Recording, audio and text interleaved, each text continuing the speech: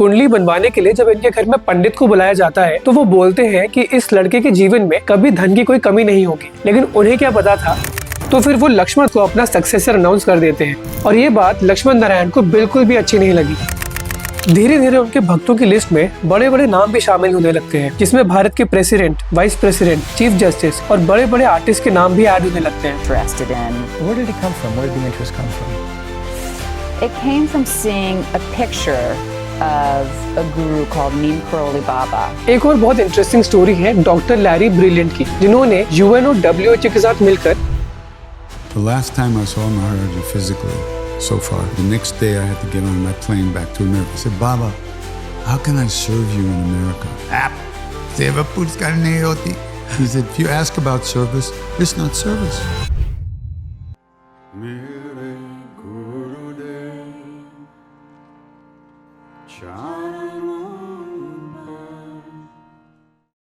रामदास, जिनका असली नाम रिचर्ड एल्पर्ट था, अपनी बुक मिरेकल ऑफ लव में बताते हैं कि जब बाबा जी एक बार ट्रेन में बैठकर उत्तर प्रदेश के नीप करौरी गांव से गुजर रहे होते हैं तो उतने में कंडक्टर आ जाता है उनसे टिकट चेक करने के लिए। बाबा जी बोलते हैं मेरे पास तो टिकट है ही नहीं, तो कंडक्टर उनसे बदतमीजी से बात करता है और उनको उतरने के लिए बोल देता है। अब कई सारे लोग भी बोलते हैं उनको बैठाने के लिए, लेकिन कंडक्टर मानता ही नहीं है और ट्रेन को स्टार्ट करने का सिग्नल देता है, लेकिन ट्रेन चलती ही नहीं है। अब ट्रेन को वहीं खड़े बहुत देर हो जाती है। कुछ लोग इसका रीजन बाबा को उतारने का बताते हैं। रेलवे ऑफिशियल्स भी आ जाते हैं और फिर वो बाबा को ट्रेन में चलने के लिए बोलते हैं, लेकिन वो 2 शर्तें रखते हैं।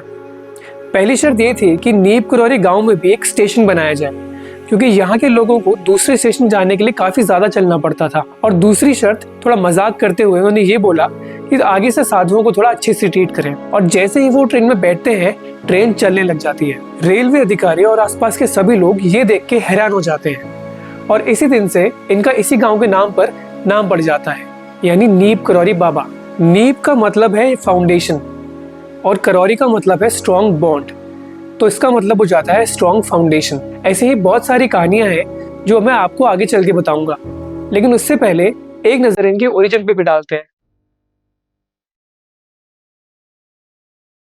ईयर था 1900, जहां उत्तर प्रदेश के फिरोजाबाद जिले में एक छोटा सा गांव था अकबरपुर। इस गांव में ज्यादा आबादी नहीं रहती थी और लोग मेनली खेती ही करते थे और इनके अलावा कुछ जमींदार भी रहते थे। इन्हीं जमींदार घरों में से एक घर था ब्राह्मण कास्ट से बिलोंग करते श्री दुर्गा प्रसाद शर्मा और श्रीमती कौशल्या देवी का। जमींदार वो लोकल लैंडलॉर्ड्स होते थे जो आम किसान जनता से टैक्स कलेक्ट करते थे और फिर सरकार को देते थे, तो जाहिर है इनका भी एक हाई सोशल स्टेटस था। इनके घर में ईयर 1900 में एक लड़के का जन्म होता है जिसका नाम पड़ता है लक्ष्मी नारायण शर्मा, और यही नाम आगे जाके बहुत बार चेंज होता है और अपनी छाप छोड़ने वाला होता है। कुंडली बनवाने के लिए जब इनके घर में पंडित को बुलाया जाता है तो वो बोलते हैं कि इस लड़के के जीवन में कभी धन की कोई कमी नहीं होगी। लेकिन उन्हें क्या पता था कि यही लड़का आगे जाके न जाने कितनों की कुंडली खुद बनाने वाला था। छोटी उम्र से ही लक्ष्मी नारायण दीन दुनिया से कट ऑफ रहते थे और अपने ही विचारों में खोए रहते थे। जब वो 8-9 साल के ही थे तब उनकी मदर का देहांत हो जाता है और फिर 11 साल की उम्र में ही उनकी शादी करा दी जाती है शुभ श्री राम बेटी से, जो खुद एक ब्राह्मण फैमिली से बिलोंग करती थी, पास ही के गांव बादाम बाग से। लेकिन जब वो 12 साल के हुए वो अपना घर छोड़ देते हैं और एक सन्यासी के जीवन जीने के लिए निकल जाते हैं बिना किसी को बताए।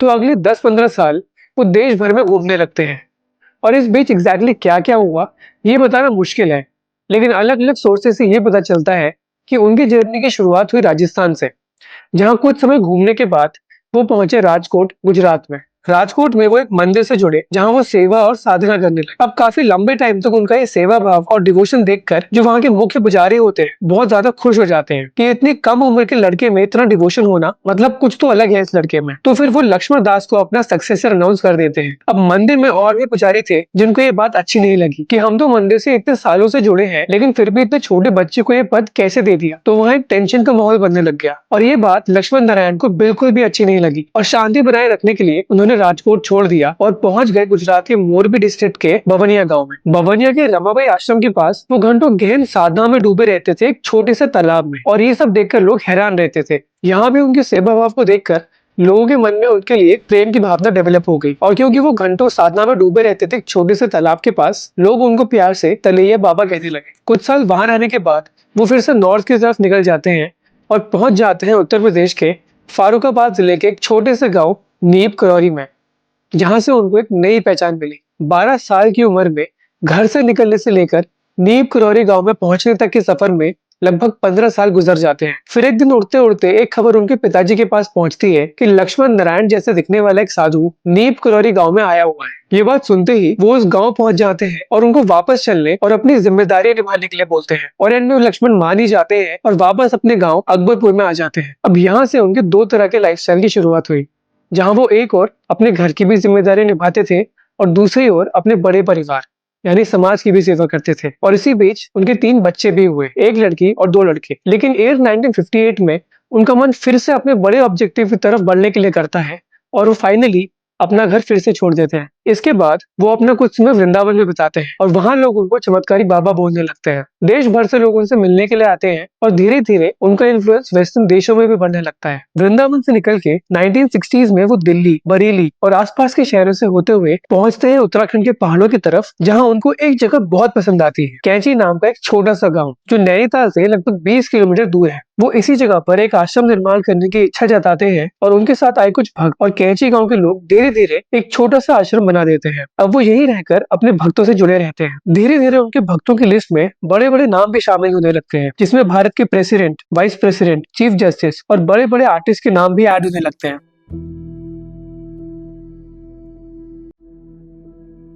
भारत के अलावा वेस्टर्न कंट्रीज, खासकर अमेरिका से भी काफी लोग इनसे मिलने के लिए आने लग गए, जिसमें सबसे बड़ा नाम हुआ बाबा रामदास का। इनकी भी एक बहुत इंटरेस्टिंग स्टोरी है जब वो पहली बार नीम करौली बाबा से मिले, जिसका एक्सपीरियंस खुद उन्होंने एक रेडियो शो में बताया था।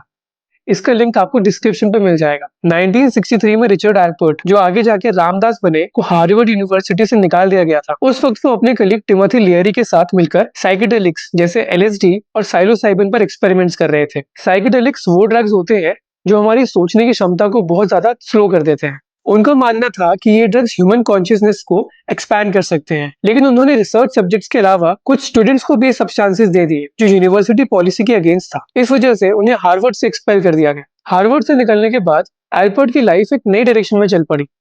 वो भारत आए और यहाँ आके उनकी मुलाकात हुई नीम करौली बाबा से। रिचर्ड नीम करौली बाबा के पास LSD लेके गए, ये देखने के लिए कि उनका इस मेडिसिन को लेकर क्या रिएक्शन होगा। अगले दिन बाबा ने उनसे LSD मांगा। एल्बर्ट ने पहले उन्हें 1 डोज दिया, लेकिन बाबा ने फिर उनसे कुछ और टैबलेट्स मांगी जो एवरेज डोज का 9 गुना था। बाबा ने LSD ली, लेकिन उन पर कोई असर ही नहीं हुआ।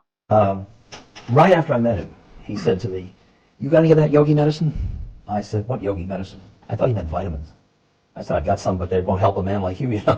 He said, "Yogi medicine, yogi." Somebody said, "I think he means the acid." I said, "You mean acid?" He said, "Yeah." So I brought acid, and I had pills that were 300 micrograms each. So he held out his hand, so I gave him one, which is a good dose. And he kept, come on, so I gave him the second dose. Come on, I gave him the third. Now 900 micrograms for a new person, I mean, he was over heavyweight, but still, the size of it was really good acid.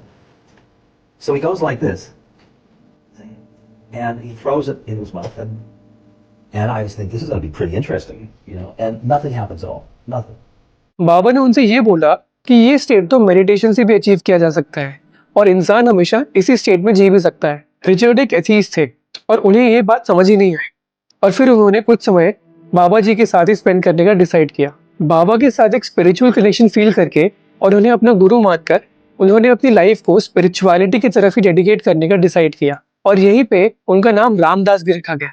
उन्होंने वापस USA जाके कुछ organisations भी बनाई जिनके through उन्होंने eastern Asia के योगिक traditions और स्पिरिचुअल प्रैक्टिसेस को खूब प्रमोट किया। एक ये भी रीजन था कि वेस्टर्न देशों में बाबा जी को लेके पहले से ही अवेयरनेस थी। नीम करौली बाबा की टीचिंग्स और फिलोसफीज इतनी ज्यादा सिंपल और रिलेटेबल थी कि लोग अपने आप ही उनसे जुड़ जाते थे। उन्होंने कभी अपने आप को किसी हाई पेडेस्टल पर नहीं रखा और ना ही खुद को कभी दूसरों से अलग दिखाया। उन्होंने हमेशा 2 ही बातों पर जोर दिया। बाबा जी कहते थे कि जीवन में जो भी हो रहा है वो एक डिवाइन प्लान का हिस्सा है। सिर्फ भरोसा और पेशेंस रखो और सफलता आपको अपने आप मिल जाएगी। और अगर आप किसी की मदद करते हो या किसी के दुख को सॉल्व करते हो तो आप ईश्वर के सबसे ज्यादा करीब ऑलरेडी हो चुके हो। एक और इंटरेस्टिंग इंसिडेंट हुआ था 1973 में स्टीव जॉब्स के साथ, जो आगे जाके एप्पल कंपनी के को फाउंडर बने। पर्सनल और प्रोफेशनल लाइफ में परेशान स्टीव को उनके दोस्त ने रिकमेंड किया कि वो नीम करौली बाबा से मिले, लेकिन जब वो कैंची आश्रम पहुंचे तो उन्हें पता चला कि बाबा 3 महीने पहले ही समाधि ले चुके हैं, यानी गुजर गए हैं। तो वो ये सुनकर और ज्यादा निराश हो गए, लेकिन फिर भी वो वहां कुछ समय रुके और जो बाबा जी से जुड़े लोग थे उनसे बात करते थे, उनकी स्टोरी सुनते थे और इंस्पिरेशन लेते थे। उनको जिस क्लैरिटी की जरूरत जरूरत थी वो उन्हें वहां रहकर फील हुई। स्टीव जॉब्स ने बाद में एक इंटरव्यू में खुद बताया कि कैसे जो एथिकल प्रिंसिपल्स और लेसन उन्होंने वहां सीखे उन्होंने अपनी कंपनी स्टैब्लिश करते हुए भी वही ध्यान में रखे।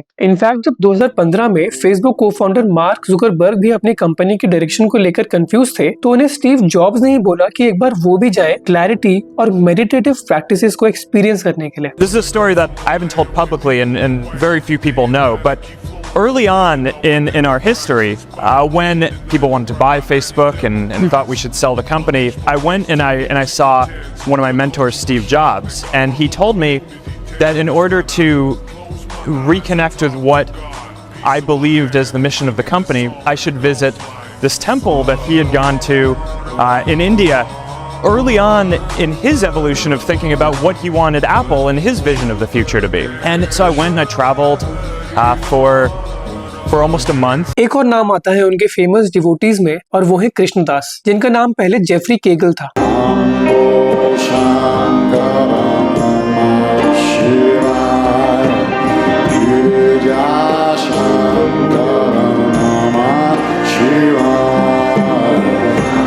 काफी पहले से वो ईस्टर्न योगिक कल्चर में इंटरेस्टेड थे और 1970s में रामदास के जरिए उनको नीम करौली बाबा के बारे में पता चला। उनकी लाइफ में एक फेज ऐसा आया जब वो डिप्रेशन में जा चुके थे और धीरे धीरे ड्रग्स पर डिपेंडेंट हो गए थे। उनको किसी ने बोला महाराज जी यानी बाबा जी के पास जाने के लिए। जब कृष्णदास पहली बार नीम करौली बाबा से मिले तो वो उनकी लाइफ का एक टर्निंग पॉइंट था। जेफरी को देखते ही बाबा ने बोला कि आज से तुम्हारा नाम कृष्णदास होगा। बाबा जी ने उन्हें सेल्फलेस डिवोशन और अफेक्शन के बारे में बताया। कुछ समय वहाँ रहने के बाद उनके मन के सारे डाउट्स क्लियर हो गए। कृष्णदास वहाँ हमेशा के लिए रहना चाहते थे, लेकिन बाबा जी के पास उनके लिए कुछ अलग ही प्लान्स थे। कैंची में रहकर उन्होंने बाबा जी के गाइडेंस में डिवोशनल चैंटिंग यानी कीर्तन करना सीखा और वेस्टर्न म्यूजिक के फ्यूजन के साथ अपना एक ट्विस्ट दिया। Many of us here in India feel that we receive Neem Karoli Baba's blessings through your music and your voice.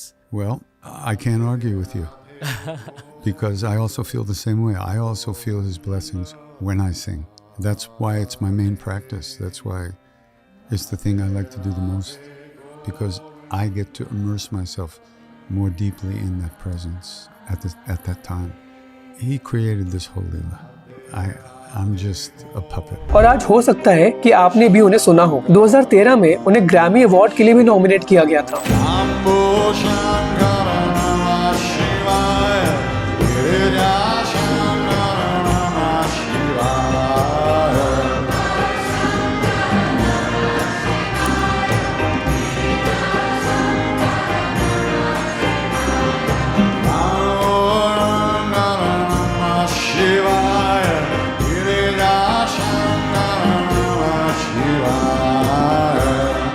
एक और बहुत इंटरेस्टिंग स्टोरी है डॉक्टर लैरी ब्रिलियंट की, जिन्होंने यूएन और डब्ल्यूएचओ के साथ मिलकर global small pox eradication campaign successfully lead किया। लेकिन इससे पहले इनकी लाइफ में भी बहुत सारे फेलियर्स थे। डॉक्टर लैरी को द हिप्पी डॉक्टर भी बोलते थे, क्योंकि एक ऐसे ही मूवमेंट के साथ जुड़े हुए थे और इनका हुलिया और पहनावा भी बिल्कुल वैसा ही था। एक बार ये अपनी ट्रूप के साथ बांग्लादेश, नेपाल और इंडिया के टूर में होते हैं, जहाँ ये जरूरतमंदों को मेडिसिन सप्लाई कर रहे होते हैं। उस समय स्मॉल पॉक्स एपिडेमिक बहुत तेजी से फैला हुआ था। फिर ये इंडिया पहुंचते हैं और इनकी वाइफ कैंची धाम चले जाती हैं, लेकिन ये वापस यूएसए चले जाते हैं, क्योंकि उन्हें लगता है कि यहाँ पे कोई कल्टिस्ट मूवमेंट चल रहा है। नीम करौली बाबा से बात करने के बाद उनकी वाइफ बहुत कुछ सीखती है और इसी वजह से अपने हस्बैंड को भी वहाँ एक बार आने के लिए बोलती हैं। लाख मना करने के बाद डॉक्टर लैरी कन्विंस हो ही जाते हैं और फाइनली कैंची पहुंच ही जाते हैं। एक रात वो बहुत परेशान होते हैं और उनके मन में तरह तरह के थॉट्स आ रहे होते हैं। थोड़ी देर बाद बाबा जी उनके पास खुद चल के आते हैं और उनकी सारी प्रॉब्लम्स को एड्रेस कर देते हैं।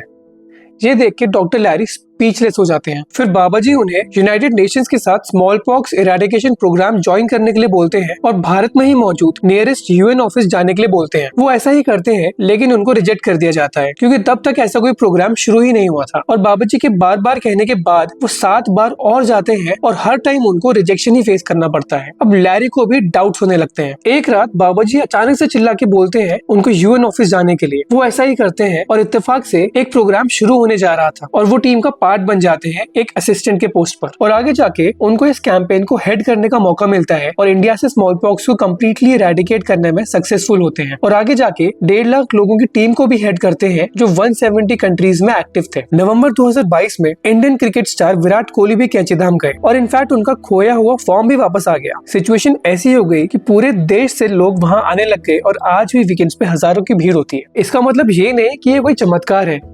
कई बार हम बहुत सारी प्रॉब्लम्स और थॉट से घिर जाते हैं जिनके बीच हमें क्लैरिटी नहीं मिल पाती है, और जब हमें वो क्लैरिटी नहीं मिल पाती है तो चीजें भी खराब होने लग जाती हैं। तो ऐसे में हमें एक ब्रेक लेने और फिर से प्रोसेस रीस्टार्ट करने की जरूरत होती है। ये तो सिर्फ एक छोटा सा मेंशन है फेमस पर्सनालिटीज का जिनके ऊपर बाबा जी का एक डीप इम्पैक्ट हुआ।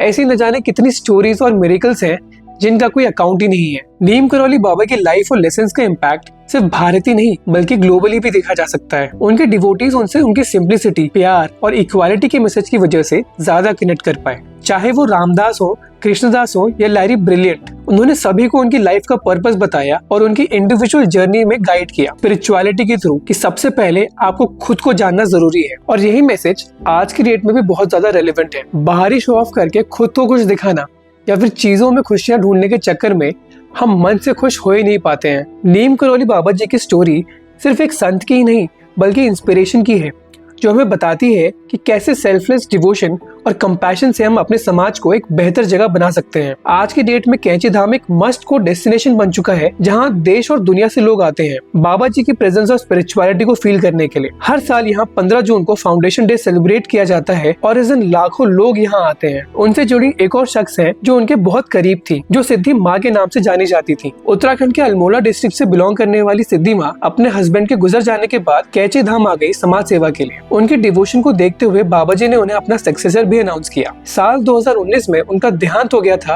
और कैंचीधाम में उनके नाम से भी एक मेमोरियल डेडिकेटेड है। आज की डेट जगह जगह बाबा जी से जुड़े आश्रम हैं, जिनमें कैंची के अलावा वृंदावन भी काफी इंपॉर्टेंट है। यहीं पर बाबा जी ने अपनी आखिरी सांसें ली थी। इसके अलावा टाउस न्यू मैक्सिको में भी बाबा जी का एक आश्रम है जो उनके वेस्टर्न डिवोटीज रन करते हैं। बाबा जी तो स्टीव जॉब्स के भारत आने से पहले ही समाधि ले चुके थे, लेकिन उनकी टीचिंग्स और सिंपल फिलोसफीज ने न सिर्फ स्टीव जॉब्स को बल्कि उनके बाद भारत आने वाले कई फॉरेनर्स को इम्प्रेस और इंस्पायर किया। ये दिखाता है भारत की ऐसी कल्चरल हेरिटेज को जो पूरी दुनिया में शायद ही कहीं है। तभी देश और पूरी दुनिया से लोग आज भी क्लैरिटी लेने के लिए भारत आते हैं।